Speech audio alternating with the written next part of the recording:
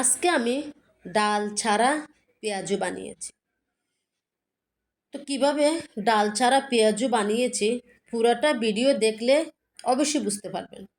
তো আমার কলিজার আপু ভাইয়েরা সবাইকে আসসালামু আলাইকুম। সবাই কেমন আছেন জানাবেন। আমার অনেক ঠান্ডা লেগেছে, অজরে দুই চোখে পানি পড়তেছে, কথা বলতে পারতেছি না। তারপরে যেহেতু এটা আমাদের কাজ, কাজ করতেই হবে। আমরা যদি বাইরে একটা চাকরি নিতাম, কাজ করতাম না? অবশ্যই কাজ করতাম। টাইম মেনটেন করে সব কাজ আমাদের করতে হতো।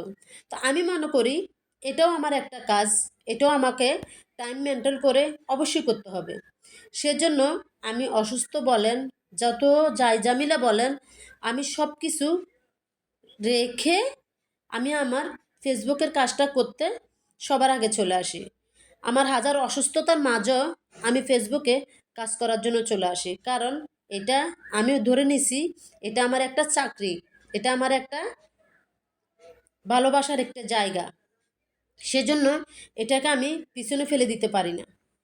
তো সবাই কিভাবে ডাল ছাড়া পেঁয়াজুটা বানিয়েছি পুরোটা ভিডিও দেখলে অবশ্যই আপনারা বুঝতে পারবেন। তো বলবো, যদি আপনারা না খান অবশ্যই অবশ্যই মিস করবেন। আমি ডাল চারা পেঁয়াজুটা বানিয়েছি, এত স্বাদ হয়েছে, মানে এটা বলার বাইরে।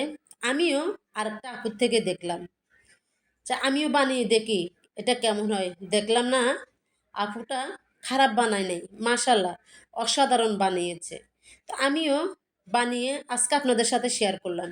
তো আপনারাও, যেহেতু এখন রমজান মাস চলতেছে, অবশ্যই বানিয়ে খেয়ে আমাকে অবশ্যই জানাবেন কমেন্ট বক্সে। সমস্যা নাই, ভালো হলো জানা, আমি জানি এটা ভালো হবে, খারাপের কোনো কিছু নেই। এখানে আপনি যেমন পেঁয়াজু যেমন ডাল দিয়ে যেটা বানান সেটা যেমন মচমচে হয়েছে, আমার এ ডাল ছাড়া পেঁয়াজুটাও সেম মচমচে হয়েছে, কারণ আমি তো পেজ থেকে ভিডিও করি না। সবাইকে আল্লাহ হাফেজ।